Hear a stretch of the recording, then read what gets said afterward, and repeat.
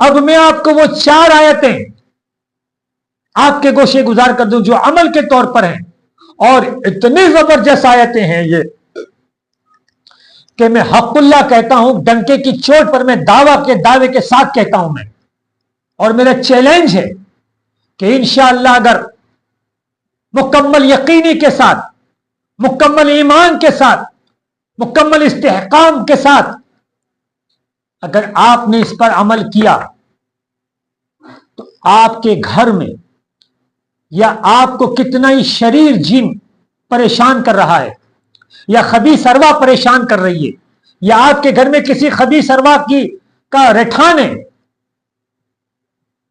تو ضرور بالضرور یہ آیت کے عمل سے 100% وہ چیز، وہ بلا، وہ جن کو گھر چھوڑ کر جانا ہے۔ میرے دوستوں، میرے عزیزوں، آئیے میں پہلے اس آیت کی میں تھوڑی فضیلت آپ کو بتا دوں، پھر وہ آیت بھی آپ کو پڑھ کر بتا دوں میں کہ رسول کریم صلی اللہ علیہ وسلم اپنے اصحاب کے ساتھ کہیں تشریف لے جا رہے تھے، اسی میں حضرت عبداللہ ابن مسعود رضی اللہ تعالی عنہ بھی ساتھ میں موجود تھے۔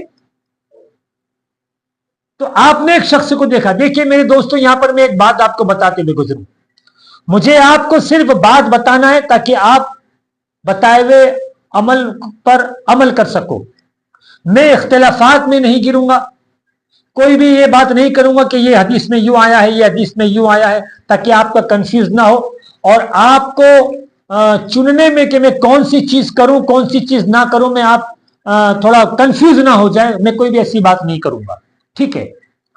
تو ایک شخص کو دیکھا کہ جو بالکل پاگلوں جیسی حرکتیں کر رہا ہے اور جس پر کسی ناپاک یا جن کا سایہ تھا۔ تو حضرت عبداللہ نے جب دیکھا تو حضرت عبداللہ رضی اللہ تعالی عنہ نے اس شخص کے کان میں یہ 4 آیتیں جو سورہ مومنون کے آخر کی جو 4 آیتیں ہیں وہ پڑھ کر اس کے کان میں دم کر دیا۔ اسی وقت وہ تندرست ہو گیا، اسی وقت وہ صحت یاب ہو گیا، اسی وقت اس کی جو پاگلانہ حرکتیں تھی وہ ختم ہو گئی۔ تو اللہ کے رسول صلی اللہ علیہ وسلم نے حضرت عبداللہ ابن مسعود سے ارشاد فرمایا، کہا کہ اے عبداللہ تم نے اس کے کان میں کیا پڑھا؟ اللہ اکبر۔ تو حضرت عبداللہ ابن مسعود نے فرمایا کہ اے اللہ کے رسول صلی اللہ علیہ وسلم، میں نے اس کے کان میں سورہ مومنون کی 4 آیتیں پڑھ کر دم فرمایا۔ اسی وقت اللہ کے رسول صلی اللہ علیہ وسلم نے ارشاد فرمایا کہ محمد کی جان، محمد قسم ہے اس ذات کی جس کے قبضے میں محمد کی جان ہے کہ جو شخص اس 4 آیت کو پڑھ کر پہاڑ پر بھی دم کر دیں تو پہاڑ بھی اپنی جگہ کو چھوڑ دے، پہاڑ بھی اپنی جگہ سے ہل جائے۔ جو شخص اس آیت کو پڑھ کر پہاڑ پر دم کر دے تو پہاڑ بھی لرز جائے۔ اللہ اکبر۔ میرے دوستو، میرے عزیزوں، میری ماں بہنوں، میں تمہیں بتانا یہ چاہتا ہوں کہ اللہ کے رسول سرور کونین صلی اللہ علیہ وسلم فرما رہے ہیں اس آیت کے تعلق سے کہ پہاڑ پر بھی دم کر دیا جائے تو وہ اپنی جگہ چھوڑ دیں۔ تو مجھے بتاؤ، کیا ہماری مصیبت پہاڑ جتنی ہے کہ جو جگہ سے ہٹی نہیں سکتی، جو جگہ سے ہلی نہیں سکتی؟ ناممکن ہے، کوئی ایسی مصیبت ہمارے پر نہیں ہے جو ہل نہ سکے، جو ہٹ نہ سکے۔ اگر ہم نے بھی رسول کے بتائے ہوئے ارشاد کے مطابق اس آیت کو صحیح طریقے سے پڑھا تو ہماری مصیبت بھی ختم ہو سکتی ہے، ہماری مصیبت کا بھی خاتمہ ہو سکتا ہے۔ ایک دوسری بات، حضرت خواجہ حسن بصری رحمت اللہ تعالی علیہ کے نام سے کون واقف نہیں ہے، جو بے شمار شجروں میں آپ کا حضرت علی علیہ السلام کے بعد آپ کا ہی نام آتا ہے خلافت میں۔ تو آپ کے پاس جب کوئی پریشان حال آتا تو حضرت خواجہ حسن بصری رحمت اللہ تعالی علیہ اسے کہتے 2 رکعت شکرانہ نماز ادا کر، اور ثنا کے بعد سورہ فاتحہ کے بعد اسی سورہ مومنین کی 4 آیت کو پڑھنے کا آپ حکم دیتے، فرماتے کہ دونوں رکعت میں یہی پڑھ۔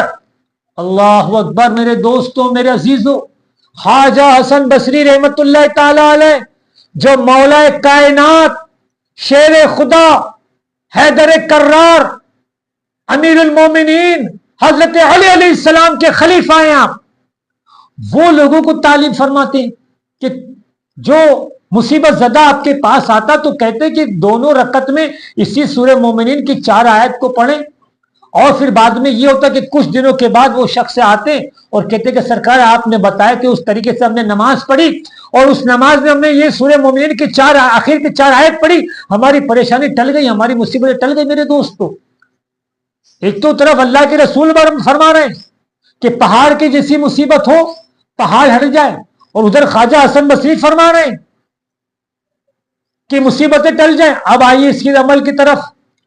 جس شخص کو اگر جن چپک گیا ہے، جن کے اثرات ہیں، میرے دوستو کوئی بھاگم دوڑی کرنے کی ضرورت نہیں ہے، کوئی پریشان حال ہونے کی ضرورت نہیں ہے۔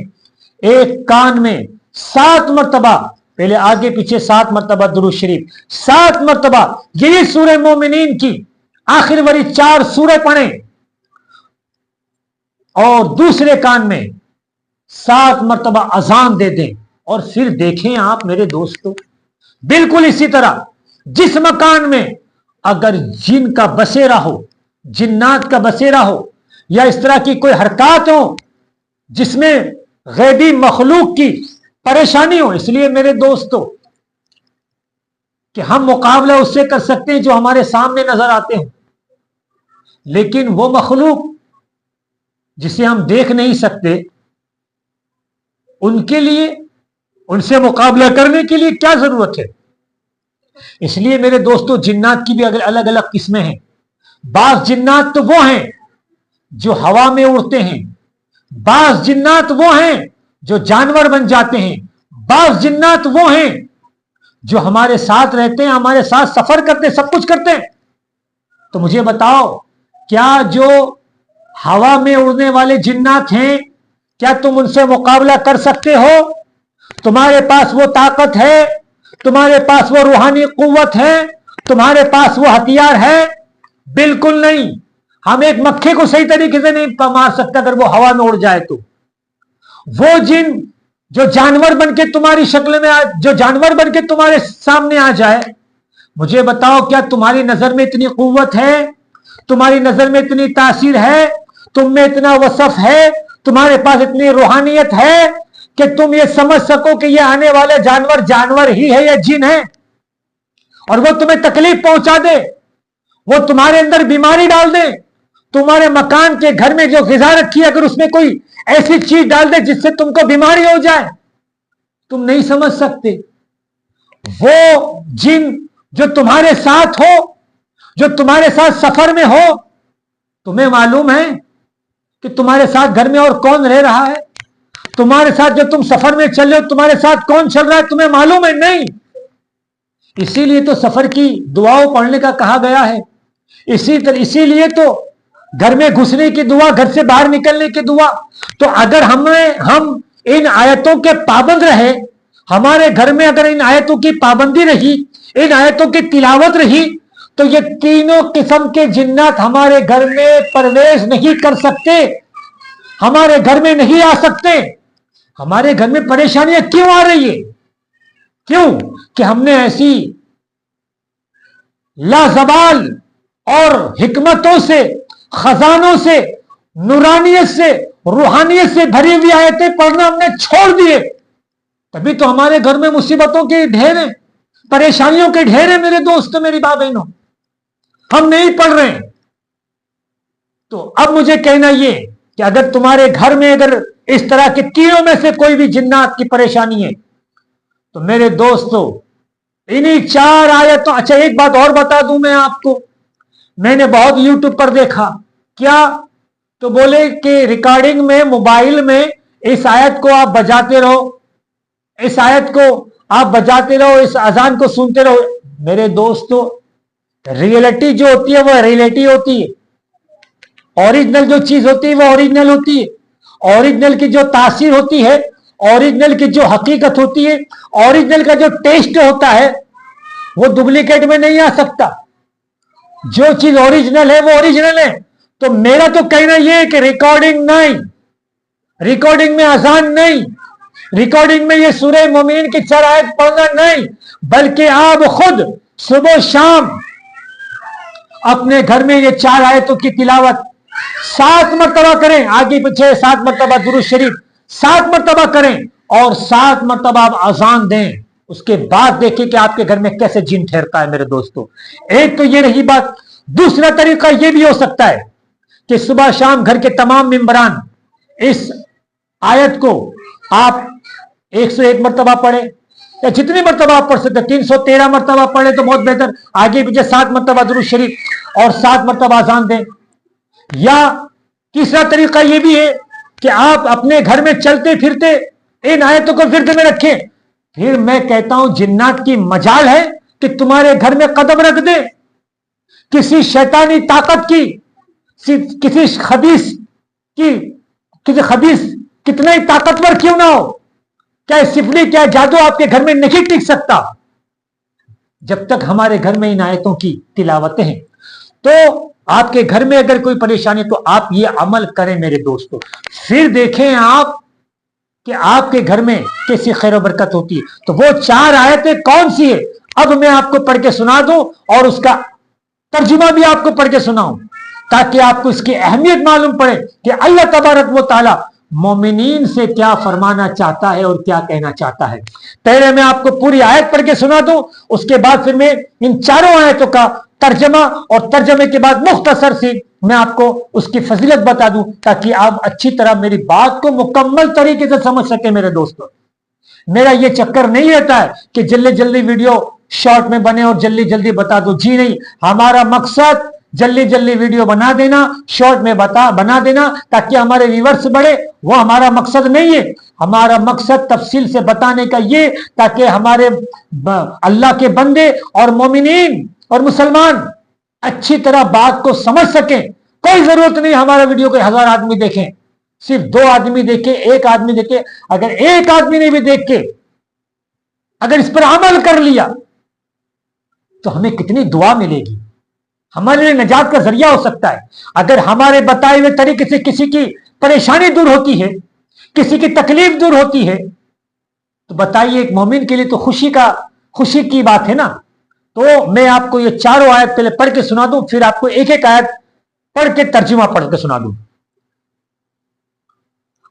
अफा हसीबतुम अन्नमा खलकनाकुम अबसन व अन्नकुम इलैना ला तुरजऊन फतआला अल्लाहुल मलिकुल हक ला इलाहा इल्ला हु रब्बुल अर्शिल करीम वमन यदउ मअल्लाहि इलाहन आखर ला बुरहान लहू बिह फइन्नमा हिसाबुहु इंदा रब्बिह इन्नहु ला युफ्लिहुल काफिरून वकुल रब्बि गफिर वरहम व अंत खैरुर राहिमीन। ये पूरी आयत मैंने बता दी आपको, सूरह मोमिनीन की 4 आयत है जिसकी फजीलत मैंने आपको पहले बता दी। अब इसका तर्जमा, अफा हसीबतुम अन्नमा खलकनाकुम अबसन व अन्नकुम इलैना ला तुरजऊन। क्या फरमाता है अल्लाह तबारक व तआला, तो क्या तुमने ख्याल कर लिया कि हमने पैदा फरमाया है तुम्हें बेकार, और ये कि तुम हमारी तरफ लौटाए न जाओगे। अल्लाहु अकबर। अल्लाह क्या फरमाता है कि क्या तुम ये समझते हो कि मैंने तुमको बेकार पैदा किया, बेमतलब पैदा किया, फालतू पैदा किया। ए जिन्नातो, तुम्हें भी कहा जा रहा है, अगर कोई वीडियो या कोई मेरी बात अगर जिन्नात भी सुनता हो तो कान खोलकर सुन लें कि उसे भी कहा जा रहा है कि क्या तुम्हें बेकार पैदा किया गया है, क्या तुम्हें फालतू पैदा किया गया है? नहीं, اور یہ کہ تم ہماری طرف لوٹائے جاؤ گے. تم یاد رکھو تمہیں اس لیے پیدا کیا گیا ہے کہ یہ نہ سمجھنا کہ تم بیکار پیدا کیے گئے ہو، بلکہ تم اللہ کی طرف تمہیں جانا ہے. اللہ کے حاضری تمہیں، اللہ کے روبرو تمہیں حاضری دینا ہے. اور تم جو کچھ بھی دنیا میں کرو گے، اگر تم نے بے جا طریقے سے کسی کو پریشان کر رہے ہو، بے جا طریقے سے کسی کی تکلیف دے رہے ہو، بے جا طریقے سے کسی کے گھر پر قبضہ کر رہے ہو، بے جا طریقے سے گھر والوں کو پریشان کر رہے ہو، بے جا طریقے سے کسی کے مال کو نقصان کر رہے ہو، تو تمہیں بھی اللہ کی بارگاہ میں کھڑے ہو کے جواب دینا ہے. اب آئیے دوسری آیت میں اللہ تبارک و تعالی کیا ارشاد فرماتا ہے؟ فَتَعَالَى اللَّهُ الْمَلِكُ الْحَقُّ لَا إِلَهَ إِلَّا هُوَ رَبُّ الْعَرْشِ الْكَرِيمِ. پس بلند و بالا ہے اللہ، بادشاہ سچا، نہیں ہے کوئی پوجنے کے لائق اس کے سوا پروردگار عرش مکرم کا. پہلے تمہیں یہ کہا گیا ہے کہ تمہیں کیا بیکار پیدا کیا گیا ہے؟ نہیں، تمہیں اللہ کی بارگاہ میں کھڑے ہونا ہے. اس کے بعد اللہ تبارک و تعالیٰ اپنی بادشاہیت بتا رہا ہے کہ تمہیں بیکار نہیں پیدا کیا گیا، تمہیں میرے پاس آنا ہے. کیوں؟ کہ میں بلند بالا ہوں، میں بادشاہ ہوں، میں سچا ہوں، اور میری ہی عبادت کرنی ہے. معبود حقیقی صرف اللہ ہے اور پروردگار عرش مکرم کا. دیکھا میرے دوستو، تمہیں بتا رہا ہے بیکار پیدا نہیں کیا پہلی آیت میں، پھر کہہ رہا ہے میرے سامنے آنا ہے، پھر کہہ رہا ہے کہ میں بادشاہ ہوں، میں سچا ہوں، عبادت میری ہے. اب آئیے آیت نمبر 3 میں اب کیا کہہ رہا ہے؟ وَمَن يَدْعُ مَعَ اللَّهِ إِلَٰهًا آخَرَ لَا بُرْهَانَ لَهُ بِهِ فَإِنَّمَا حِسَابُهُ عِندَ رَبِّهِ إِنَّهُ لَا يُفْلِحُ الْكَافِرُونَ. دیکھیے اب تیسری آیت میں کیا فرما رہا ہے. آپ نے پہلی آیت اور دوسری آیت میں آپ نے سن لیا، اب تیسری آیت میں کیا فرما رہا ہے؟ اور جو دہائی دے اللہ کے ساتھ دوسرے معبود کی کہ کوئی دلیل نہیں اس کے پاس، تو اس کا حساب اس کے رب ہی کے یہاں ہے. بلا شبہ کافر لوگ کامیاب نہیں ہوتے. اللہ اکبر. دیکھو میرے دوستو، پہلے کیا کہا گیا کہ تمہیں بیکار نہیں پیدا کیا گیا، پھر کیا کہا گیا کہ تمہیں اللہ کے روبرو حاضر ہونا ہے، پھر کیا کہا گیا میں بادشاہ ہوں، میں عبادت کے لائق ہوں. ٹھیک ہے، یہ کہا گیا. اب تیسری میں اب کیا کہہ رہا ہے کہ میرے ساتھ کسی کو شریک مت کرنا. اگر تم شریک کرو گے تو کیا تمہارے پاس ایسی کوئی دلیل ہے، تمہارے پاس ایسا کوئی ثبوت ہے کہ تم میرے ساتھ کسی کو شریک کرو؟ نہیں. یاد رکھو تمہیں آ کر حساب دینا ہے. بلا شبہ کافر لوگ کامیاب نہیں ہوتے. پھر کہا گیا اگر تم میرے ساتھ کسی کو شریک کرو گے تو یاد رکھو تمہیں مجھے حساب دینا ہے. اور جو کافرین ہیں، جو مشرکین ہیں، وہ کامیاب ہونے والے نہیں ہیں. اللہ اکبر. میرے دوستو، میرے عزیزو، پہلی آیت میں کیا بتایا گیا؟ کیا بتایا گیا کہ بیکار پیدا نہیں کیا. پھر کیا کہا گیا؟ میرے پاس آنا ہے. پھر دوسری میں پھر کیا کہا گیا؟ میں بلند بالا ہوں، میں بادشاہ ہوں، میں عبادت کے لائق ہوں، میں تمام کا پروردگار ہوں. پھر تیسری میں کیا کہا گیا کہ میرے سوا کوئی عبادت کے لائق نہیں ہے، میرے ساتھ کسی کو شریک مت کرنا. اور تم شریک کرو گے تو تم ثبوت لا نہیں سکتے میرے ساتھ، اور کافر لوگ تم کامیاب نہیں ہو سکتے. اب چوتھی آیت میں اللہ تبارک و تعالی ارشاد فرماتا ہے دعا کے لیے دعا کرو. کس سے؟ اللہ سے مغفرت چاہو. فرماتا ہے وَقُلْ رَبِّ اغْفِرْ وَارْحَمْ وَأَنْتَ خَيْرُ الرَّاحِمِينَ. اور دعا سکھا دو کہ پروردگار بخش دے اور رحم فرما، اور تو سب سے بہتر رحم فرمانے والا ہے. میرے دوستو، اس آیت کی سیٹنگ تو دیکھیے، ترکیب تو دیکھیے آپ میرے دوستو. اللہ معاف فرمانے والا ہے اگر تم شرک نہ کرو. اللہ معاف فرمانے والا ہے اگر تم کفر نہ کرو. اللہ معاف فرمانے والا ہے اگر تم کسی کو شریک نہ کرو. اور اسی لیے سورہ مبارکہ کو قد افلح المؤمنون سے شروع فرمایا ہے اور لا یفلح الکافرون پر ختم فرمایا. المختصر مومنوں کی کامیابی کی نوعیت سے اس آیت کو شروع فرمایا، یعنی کہ سورہ مومنین کو مومنین کی خوشخبری سے شروع کیا گیا اور کافروں کی ناکامی کی وعید پر اس آیت کو ختم فرمایا، یعنی کہ کافروں کی ناکامیابی پر وعید ہے پر ختم کیا۔ یہ اس سورت کی ابتدا اور انتہا میں بہت قوی مناسبت ہے، اور آخری آیت میں دعا کی تلقین ہے کہ اے محبوب اپنے امتیوں پر کرم فرماؤ، چونکہ اللہ تعالی کی مغفرت اور رحمت ہی ہے ہر آفت، مصیبت اور عذاب سے نجات مل سکتی ہے۔ اسی لیے اللہ تعالی کی طرف رجوع کرنے، اس سے مغفرت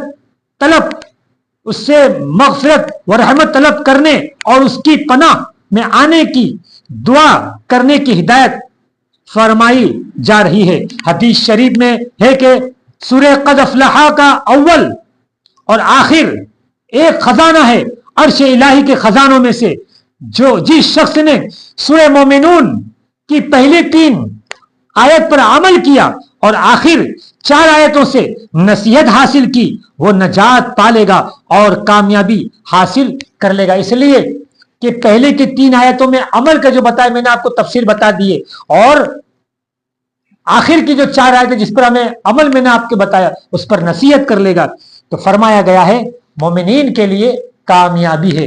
تو میرے دوستو، میرے عزیزوں، میرے بھائیوں، میری ماں بہنوں، یہ میں نے سورہ مومنین کی آخر کی 4 آیت کا عمل بھی آپ کے میں نے گوشے گزار کر دیا، اور مختصر سی تفسیر بھی میں نے آپ کے گوشے گزار کر دیا۔